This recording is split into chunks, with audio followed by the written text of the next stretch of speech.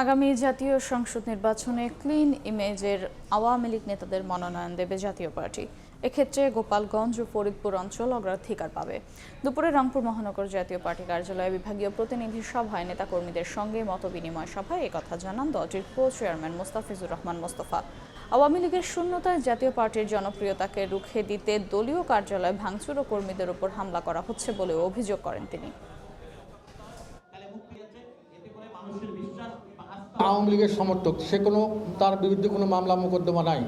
সে যদি যোগ্য প্রার্থী আমরা মনে করি আমরা দেবো না কেন, দেবো, অবশ্যই দেবো।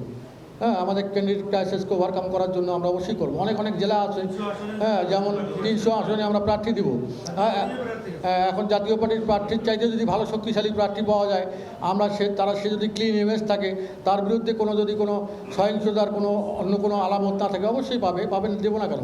যেমন ধরেন আপনারা ফরিদপুর, গোপালগঞ্জ, অন্যান্য জেলাগুলো আছে যেখানে নিরঙ্কুশ তাদের আওয়ামী লীগের যেখানে সমর্থন আছে আপনারা জানেন, সেখানে যদি জাতীয় পার্টিকে যোগদান করে কেউ সেজন্য ক্লিন ইমেজের লোক যদি জাতীয় পার্টিতে যোগদান করে, তাহলে তাকে আমরা মনোনয়ন দেবো না কেন, অবশ্যই দেবো।